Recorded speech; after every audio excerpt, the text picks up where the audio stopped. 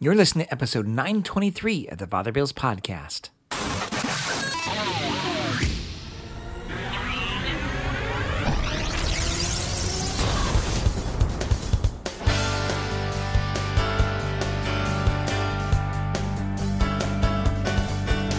Welcome back. This week's episode is entitled, Sometimes It Takes an Eclipse, given on the third Sunday in Easter, 2024.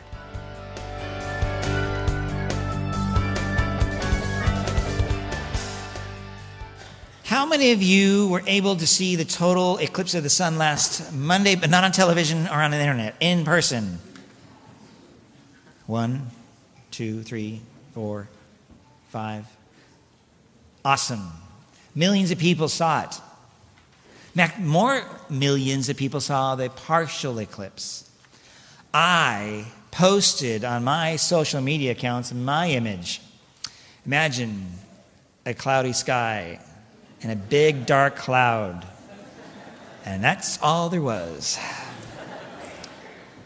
But for those of you who did actually see the full eclipse, I'm confident, I'm going to speak for you, that you will never forget it. You'll never forget it.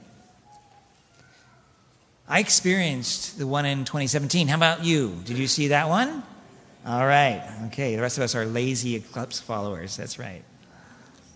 I was attending the Oregon Star Party, which was amazing because it passed right over where we normally do our astronomy. It was breathtaking.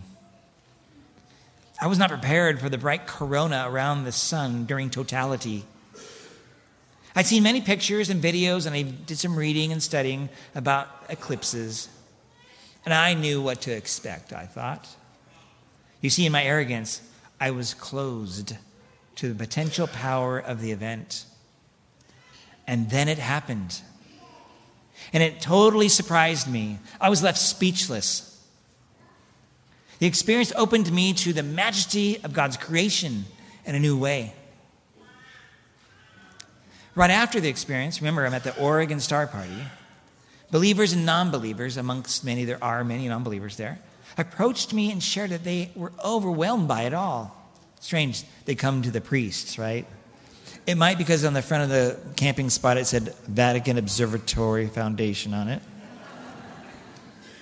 In gold. They described it as a spiritual experience, as a religious experience. Their hearts and minds, they were changed. They were opened. Was it due to the beauty? Yes. Was it due to its power? Yes. Did it bring about a new awareness about how special these kind of events are? Yes.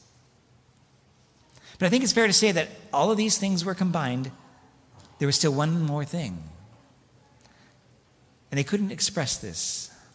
And it was not of their doing. They didn't make it happen. It was an event that was utterly beyond them, reminding them that creation is particularly and beautifully made, and that we are not in control ultimately of everything.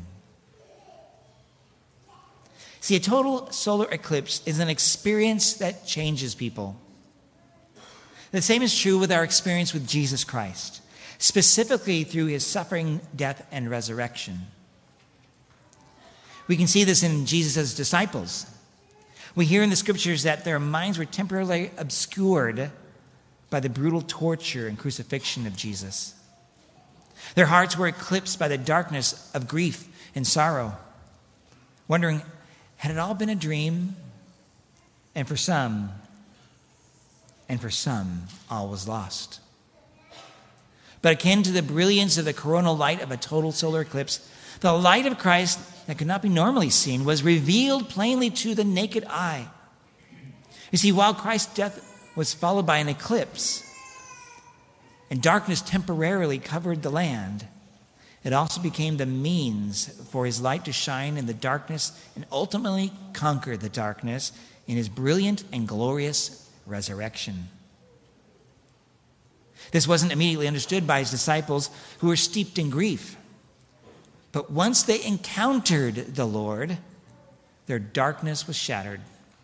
And the hope that they had once had now was more radiant because of the temporary darkness. My friends, sometimes it takes a temporary eclipse of suffering and trial in our lives in order to reveal what God is doing. Because we often ask, God, where are you in these moments? Sometimes we can't just read about him or just study about him. We need to experience him. And that changes everything. Recall one point in the gospel we heard this. He opened their minds to understand the scriptures. Oh, how I wish that I was so open-minded myself. In fact, it's one of those cultural virtues we have. It's important to be open-minded, but be cautious, because it's not without bounds. I mean, it is a good thing to be open-minded, absolutely. But I need to recognize for myself that I've been open-minded to sin in my life. I've been open and darkness has poured into my soul, eclipsing my relationships with Jesus and others. The good news is that Christ desires to forgive us and to heal us so that his light can once again shine forth in our lives. When Jesus opened his disciples' minds to understand the scriptures, he removed that which was eclipsing their minds and effectively revealed the fullness of revelation to them. That and the outpouring of the Holy Spirit in turn changed them. Remember, these were 12 scruffy dudes that knew barely how to fish. And now they were courageously and passionately going out into the world proclaiming the good news. So where have you been struggling with things in your life that obscure or eclipse the light of Christ in your life? Has the stress of politics darkened your joy? What is overshadowing you with fear? Are you worried about the potential expansion of war in the world? Does your heart ache with pain? Does the violence that frequents the news discourage you? Do you feel lost only with a dark path of confusion before you? Are you struggling with your homework? Are you worried that a grade will not be what it needs to be? Remember this, my friends. The light of Christ is not overcome by the darkness. His light still shines brightly.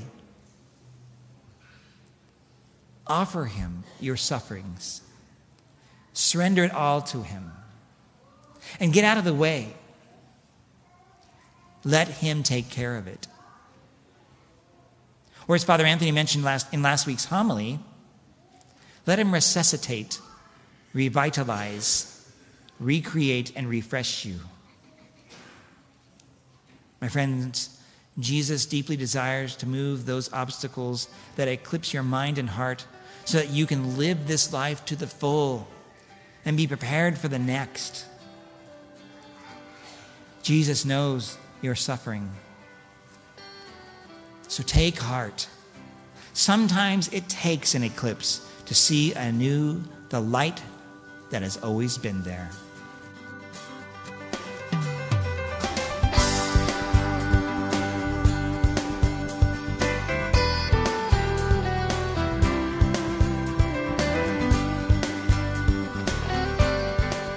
Thank you again for listening to this episode of the Father Bill's podcast. If you have any comments or questions, just go to my website, fatherbill.org. There you can see all my social media connections. You can see, you can actually email me right from the webpage. And you can go to the podcast sections and other things that are on that webpage. And the liturgy section, there's a whole page that I've programmed in that has the saint of the day and then a link with that saint when that happens, according to the Ordo, geared to our area, our region, and then you can click a link about that person and learn about them. In the meantime, may God bless you and have a great week. Bye-bye.